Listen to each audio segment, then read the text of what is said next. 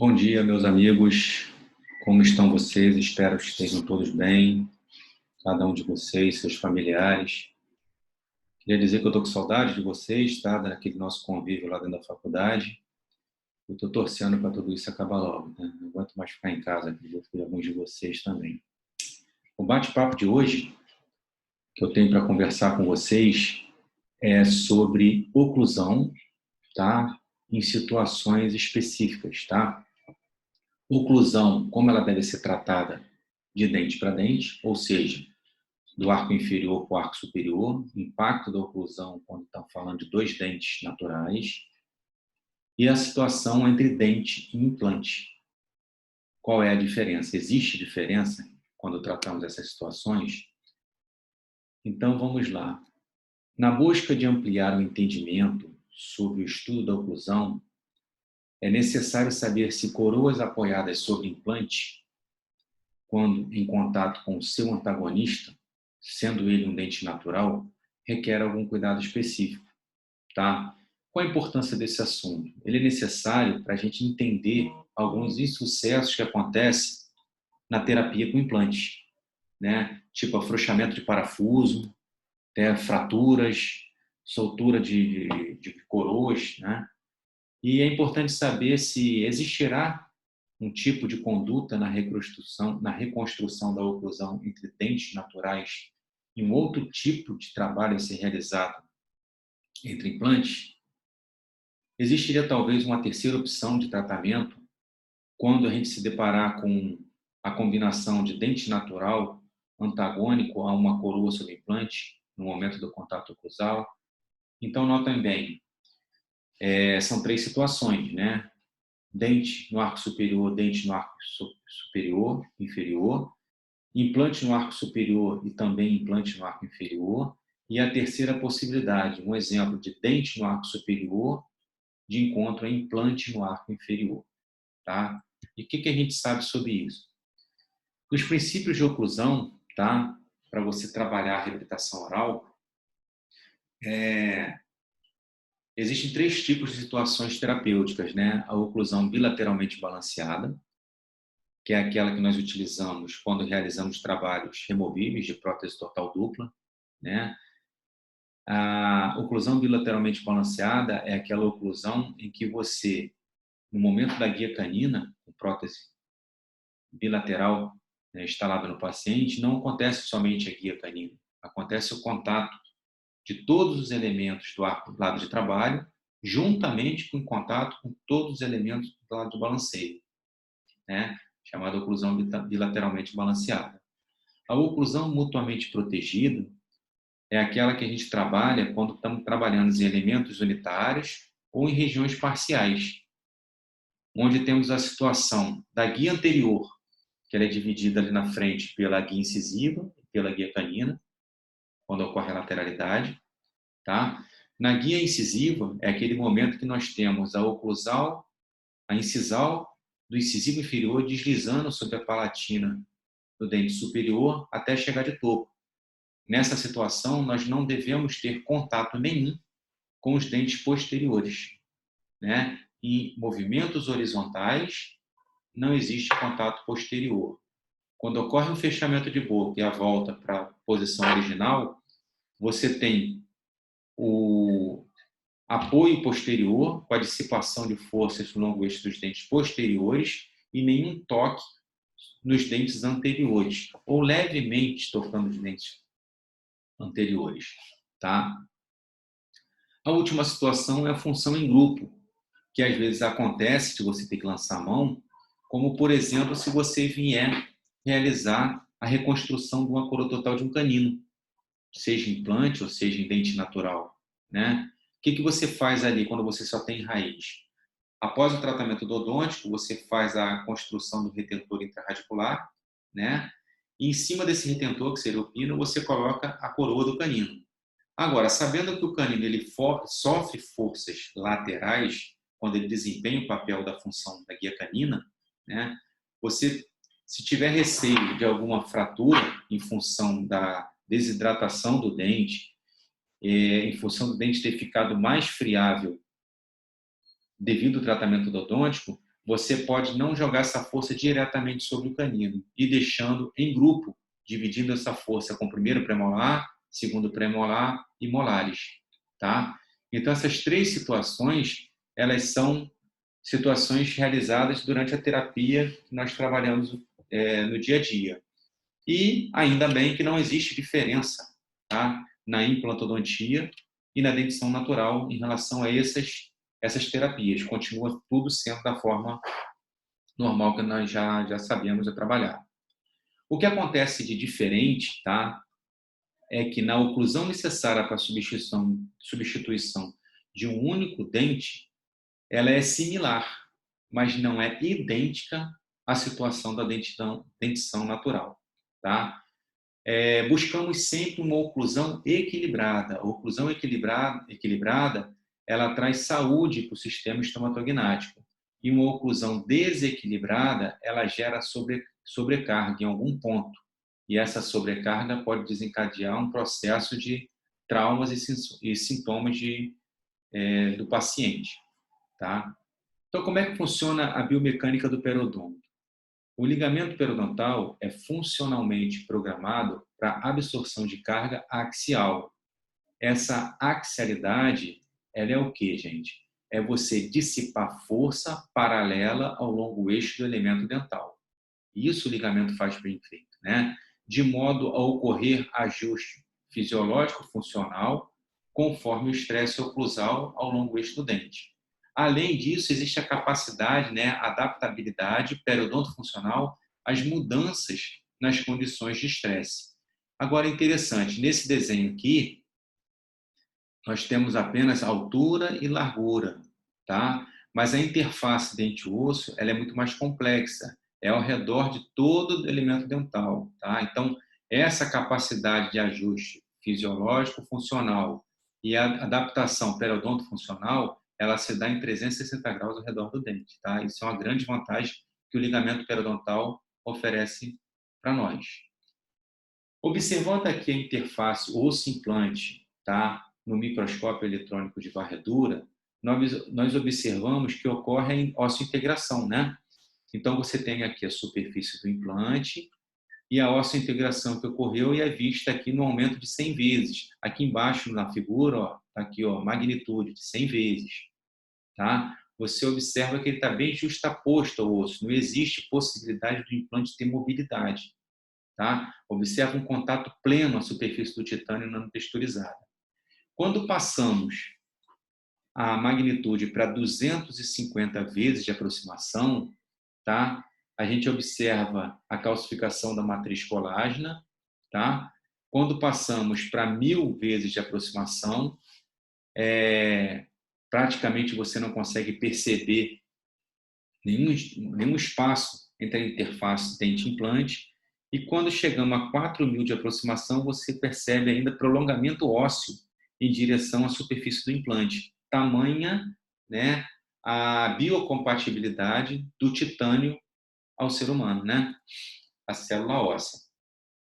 Já na interface dente-osso, o que você tem? Você tem a estrutura de dentina, cemento, afastada pelo ligamento periodontal do osso e do tecido gengival. Então, essa espessura relativa ao ligamento periodontal é que torna o trabalho em elementos parciais unitários com um cuidado diferente daqueles que nós temos a trabalhar somente em dente. Então, nesse resumo histológico, o que eu tenho que mostrar para vocês? Que no periodonto, você tem uma gama complexa de várias estruturas, tá? Entre o elemento dental e o osso, enquanto que no periimplante você tem simplesmente a osso-integração. Você não tem espaço para mobilidade entre implante e osso. E quando ocorre a carga oclusal, como é que fica a situação? Você pega o implante, ele cicatrizou, você fez a reabertura, a conformação gengival e você colocou ali uma coroa provisória para entrar em carga. O que acontece, tá? Na dentição natural, temos mecanorreceptores que protegem os dentes e o periodonto de forças oclusais excessivas. Em contrapartida, nos implantes, nós temos osso-integração. eles ficam justapostos ao tecido ósseo e desprovido de ligamento periodontal, que atua como um amortecedor de carga. Então, a carga, quando ela começa a acontecer sobre o implante, ela tem um efeito diferente do que aquele que acontece quando é nos dentes naturais. A osteopercepção e a presença de mecanorreceptores na interface outro-implante também foi detectada, gerando a hipótese de uma presença de feedback sensorial em implantes carregados, tá? Então, vamos ver aqui nessa tabela uma comparação entre dentes e implantes relativos à carga oclusal. Como é que acontece a conexão de dentes frente aos ossos? Em dentes, nós temos o ligamento periodontal, tá? Em implante, nós temos osseointegração. Nós temos uma anquilose funcional, que foi um termo utilizado por Schroeder em 1976. A propriocepção nos dentes acontece através de mecanorreceptores periodontais, enquanto que nos implantes é por osteoreceptores. A sensibilidade táctil, tá, nos dentes é alta, enquanto que nos implantes é baixa.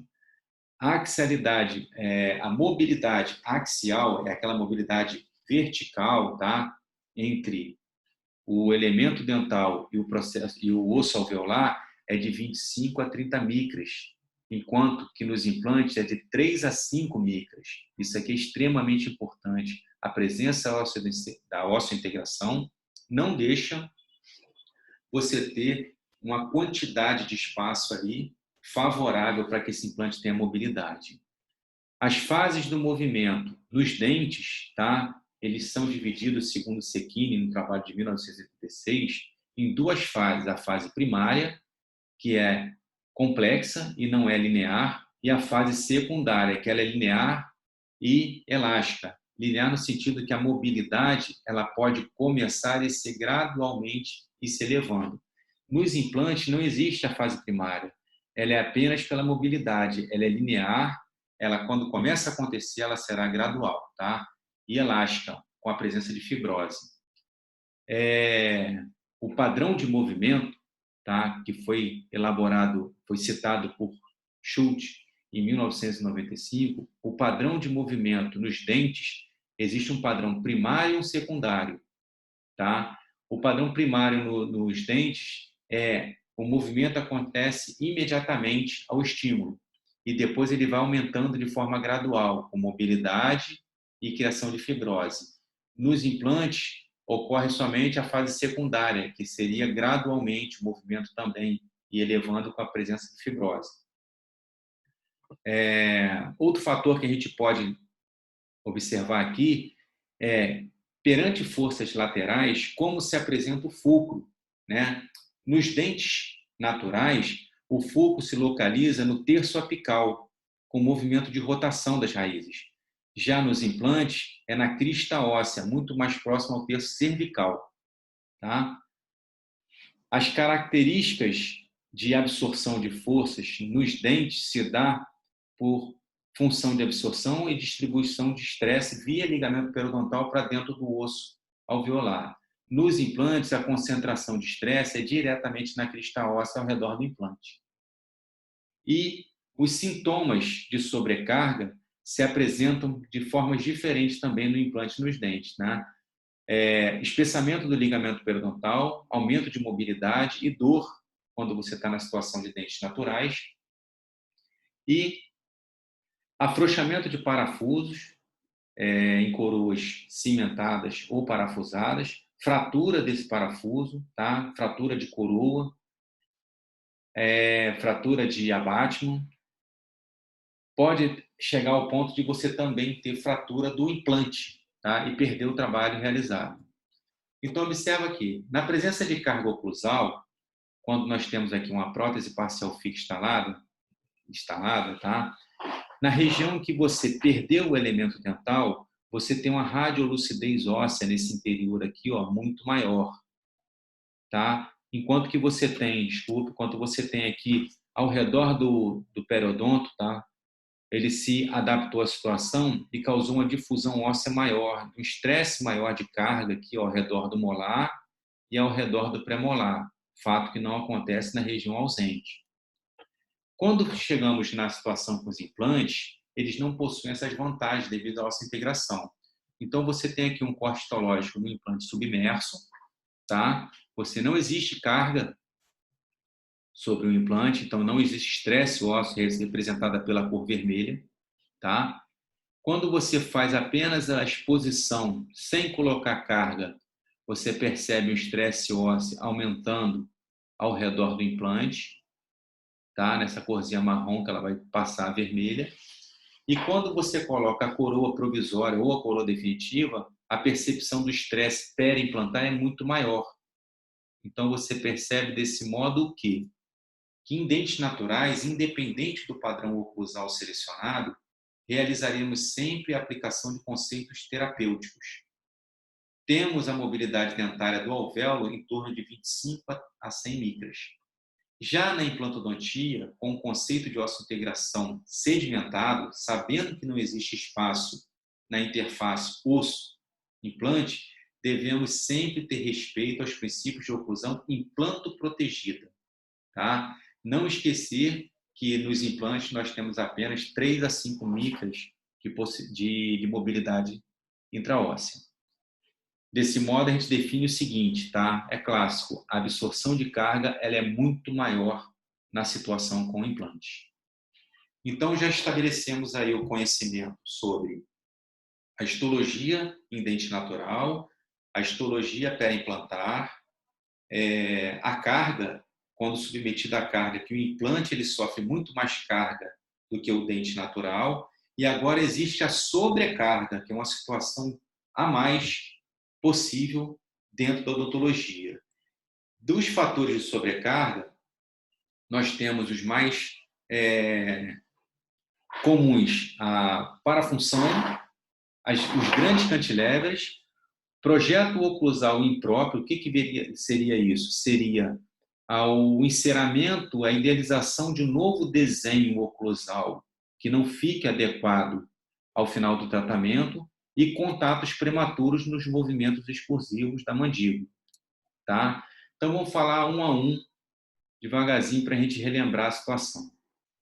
Parafunção. O que é a parafunção? A parafunção é a transformação da alavanca tipo 3, que é uma alavanca interpotente, que é esse aqui, ó, o sistema estomatognático, onde você tem a potência muscular, aqui exemplificada pelo músculo masseter, posicionada entre o apoio, que é a TM, e a resistência, que seria o bolo alimentar. Isso é o normal, tá? Quando você tem a parafunção, você leva a situação de transformar a alavanca tipo 3, a interpotência, numa interfixa. O ponto de apoio que estava na TM, ele passou agora aqui para a região da coroa que você instalou, que está em trauma. Tá? Uma vez em trauma, ela está interfixa entre o bolo alimentar e a potência do músculo masseter aqui representado. Tá? Então, a transformação da alavanca tipo 3 e tipo 1 é caracterizada como parafunção. Hábitos parafuncionais oclusais, como o bruxismo, por exemplo, são fatores que, dependendo da sua força, frequência, duração e direção, podem levar à fratura dos implantes. Então, em paciente que você tem a presença de bruxismo e a necessidade de recolocação de um elemento dental ali via implante, é importante que você já tenha em mente o planejamento da instalação da prótese e logo em seguida a instalação de uma placa de bruxismo. Tá? Outra situação possível é o cantilever. Tá? Um grande cantilever, tá, de uma prótese subimplante pode gerar sobrecarga, possivelmente resultando na perda óssea periimplantar e falhas protéticas. Como que acontece isso? Quando você tem a aplicação de uma força no extremo de um cantilever, o ponto de apoio está com uma alavanca interfixa, está aqui, ó, no último elemento dental presente. Tá? Isso vai gerar o quê? Um braço de alavanca que vai tender a soltar a prótese cimentada. Agora, imagina que no dente, já foi mostrado para vocês que o fulcro geralmente está localizado no terço apical. enquanto que no implante, vamos supor que essa situação de cantilever aqui no implante, o fulcro seria onde? Na crista óssea, porque o implante não tem mobilidade do ligamento periodontal. Então, isso levaria a você ter uma maior perda de osso ao redor do implante e aumento da mobilidade com um direcionamento para você vir a perder seu implante. Tá? O projeto oclusal inadequado, que eu falei para vocês que é o desenho da oclusal do novo dente que o paciente irá receber. Está implícito que a força oclusal pesada e a distribuição indesejável de contatos oclusais podem ser fatores de sobrecarga, levando possivelmente a uma maior possibilidade de perda óssea ao redor do implante, fraturas e até mesmo perda do implante. Tá? Tudo tem a ver com a dissipação de força. Tá? Contatos prematuros. Imagine que você tem, como eu falei no slide anterior, uma coroa com desenho oclusal inadequado. Gerou forças oblíquas, forças não direcionadas ao longo eixo do dente, com axialidade ao posicionamento do dente implantado. Contatos prematuros fazem a mesma coisa. Tá? Contatos prematuros eles acontecem quando, no movimento excursivo da mandíbula, tanto para a anterior, na guia incisiva, quanto para a lateralidade na guia canina, que você tem algum contato, por exemplo, em lado de balanceio, você está tendo um toque provocando uma força horizontal naquele local. Esses contatos oclusais, muitas vezes, resultam em cargas laterais localizadas em coroas opostas.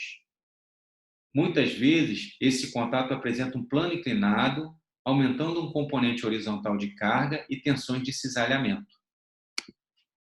Então, resumindo, o trauma oclusal, tá?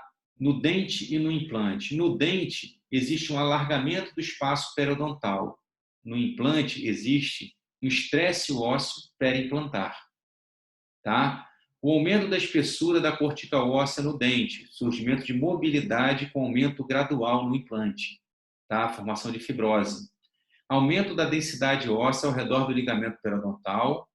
Aumento da reabsorção óssea periimplantar, afrouxamento de parafuso, insucesso de prótese, fratura e possível até perda do implante, no caso da situação do dente implantado. Tanto no projeto oclusal inadequado quanto nos contatos prematuros, o que acontece é o seguinte: dentro de um padrão normal, o ideal é que tenhamos sempre ponta de cúspide ocluindo em fundo de fossa. Desse modo, nós temos uma dissipação de forças axial no longo eixo do dente ou no longo eixo do implante. Tá? A questão que acontece é o seguinte: quando você deixar contato de ponta de cúspide com ponta de cúspide, torna-se o trabalho muito frágil, com risco de fratura. Tá? Contato de ponta de cúspide em vertente, você pode levar à fratura da vertente. Tá? O ideal é ponta de cúspide em fundo de fossa. Tudo bem? Entenderam o desenho? Então, a natureza da carga, ela pode ser descrita como tensão de compressão, tensão de tração ou tensão de cisalhamento. A tensão de compressão, ela tenta empurrar as massas umas contra as outras, ou seja, você aplicar força de tensão em um implante ósseo integrado, você está forçando aquele implante contra a óssea integração. As de tração rompem objetos, tá? Se você pegar um implante e tender a puxá-lo como se fosse um movimento de extração de um canino, por exemplo, você causa uma tensão óssea ali de tração ao redor do implante. E as tensões de cisalhamento, elas causam um deslizamento, tá? A tensão de cisalhamento, ela pode ser entendida também com a tensão de rasgamento, tá? Vamos lá. As tensões de compressão tendem a manter a integridade da face ou osso implante. Olha aqui, ó. Na compressão, a força é direcionada sobre o implante, dentro de uma axialidade, e você tem um estresse periimplantar, tanto axial quanto apical, tá? Se dando muito mais estresse ósseo na região apical. Quando você tem a força de tração, você tem o estresse ósseo localizado, né? A tração ela busca você remover o implante em direção contrária ao seu eixo de iniciação. O implante foi colocado de cima para baixo. Na força de tração, ele provoca um arrancamento, né? De baixo para cima. Se você aplicar esse tipo de força, você vai ter um estresse periimplantar e periapical, de tração em todo o tecido ósseo ao redor do implante. Na força de cisalhamento, que é uma força horizontal de rasgamento, né, muito comum quando você tem um trauma de sobrecarga, uma força lateral atuando sobre o elemento implantado, você tem uma força tanto vertical como horizontal. Daí a força ser oblíqua, a resultante de força ser oblíqua. Isso vai gerar estresse, tá, ao redor do implante, em toda a região periimplantada, tá, toda a região de ósseo-integração, e irá gerar reabsorção óssea, principalmente na cervical, na crista óssea, que é o fulcro da dissipação da força. Então, é importante a gente lembrar que na fase de instalação da coroa provisória, ela é fundamental no diagnóstico de variáveis estáticas e dinâmicas da oclusão. Um provisório vai te ajudar a determinar hábitos oclusais que não estão prontamente identificáveis, logo permite ser corrigido e compensado na fase da coroa definitiva. Então, você consegue ter sucesso no provisório, é só você buscar realizar o tratamento da mesma forma dos ajustes oclusais que você realizou ali naquele provisório, que você vai ter sucesso na sua coroa definitiva. Então, como é que você obtém esse sucesso? Tá? Como que você consegue obter esse sucesso? Através da utilização do carbono que você está utilizando. Tá? A importância na qualidade do carbono, no que diz respeito à sua espessura durante o ajuste de oclusão, entre dente natural e implante. Então, o mais importante, tá, do carbono não é tudo igual. Tá? O mais importante do carbono é a sua espessura. E ela está explicada aqui, ó, 40 micras, que esse carbono da Bausch tem, a espessura dele é de 40 micras. Eu já falei com vocês em sala de aula, o que vem a ser uma micra, né? Micra é você pegar 1 milímetro e você dividir ele em 1000 partes iguais. Quando você pegar um pedacinho ali, você tem uma micra. Esse carbono aqui, ele tem a espessura de 40 micras, tá? O carbono contacto filme aqui da Angelus, eles têm 19 micras de espessura. O Aquafilme ele tem 12 micras, tá? Então você vê que esse aqui ele é 3 vezes mais espesso do que o Aquafilme. E você tem aqui o Shimstock, né? Da Bausch também. Ele tem 12 micras. Esse aqui é um modelo de carbono monoface, né? Ele tem um lado aluminizado e do outro lado ele tem um carbono para fazer a marcação. E esse aqui é de dupla face, ele marca tanto de um lado quanto do outro, geralmente em cores diferentes, tá? Então, como é que você vai realizar a utilização do carbono? Você vai pegar o carbono, vou voltar aqui, vai ficar melhor. Você vai usar o carbono de 40 micras em todo o segmento de dentário que você está trabalhando, tá? Vamos fazer o ajuste de uma coroa unitária do elemento 46. Então, você vai bater o carbono de 40 micras do canino para trás em todos os elementos e você vai equilibrar o seu implante com o segmento todo. Eu solicito o seu paciente para fechar a boca sem fazer muita compressão e você vai perceber que você marcou tanto os dentes naturais quanto o elemento implantado. Observa que a cor do carbono ali, ela tem que estar toda ela muito bem parecida, tanto no dente natural quanto no dente implantado. Daí, se você pedir ao paciente para fazer o fechamento com força, a ativação muscular dele, ao abrir a boca, você vai perceber que o carbono do dente implantado vai ficar com a cor mais notável ali, porque foi o quê? Quando o paciente ocluiu, ele pegou os dentes, jogou para dentro do osso alveolar, enquanto que o seu implante não foi. Então, a marca do carbono ficou muito mais sobressalente ali no implante. Tá? O que você vai fazer agora? Agora você vai trocar o carbono de 40 micras por um carbono de 12 micras. E você vai cortar ele pequenininho, apenas do tamanho da coroa do seu implante. E aí você vai continuar fazendo um ajuste oclusal, tá? Você vai apagar aquela marca do carbono anterior sobre a coroa do implante e vai fazendo um ajuste oclusal somente da coroa do implante até 12 micras. vai chegar um ponto que você vai perceber que com 12 micras você não consegue mais marcar o seu implante. Ou seja, do 40, você jogou para muito menos agora. Você jogou para mais ou menos 30 micras de diferença. Tá?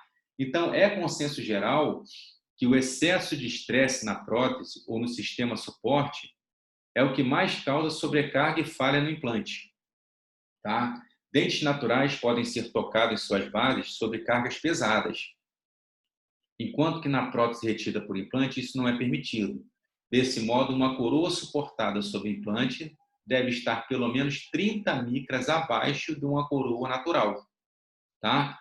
O objetivo final é uma oclusão sempre equilibrada. Não existe uma oclusão para dentes naturais e outra para implante, nem uma terceira combinação para ambas, embora existam diferenças na organização da oclusão ou na confecção da prótese. Tá? Com o objetivo de prevenir a sobrecarga, avaliações periódicas e ajustes oclusais são considerados imprescindíveis para o sucesso do tratamento. Foi citado por Misch no livro dele em 2000. Por isso, é importante controlar a oclusão do implante dentro do limite fisiológico e assim proporcionar uma carga ideal do implante para garantir o sucesso a longo prazo. Vale lembrar que, com o passar dos anos, os dentes naturais se movimentam no sentido vertical e horizontal por uma adaptação normal da NH, né? Ao passo que as próteses sobre implante não se movimentam. Esse fator pode acabar aumentando o estresse sobre o implante ósseo integrado. Então, o implante que foi realizado hoje, daqui a 5, 10 anos, ele pode apresentar um problema se o paciente não tiver controle. Tá? Então, conclusão. O conhecimento de oclusão e biomecânica envolvido nas reabilitações orais sobre implantes são determinantes para o controle de sobrecarga oclusal. A orientação clínica relatada visa buscar o sucesso do tratamento. Tá, pessoal? A aula finaliza por aqui. Eu coloquei para vocês aqui as referências que eu utilizei para a montagem da aula, tá? E é isso aí. Um abraço a todos. Fiquem com Deus.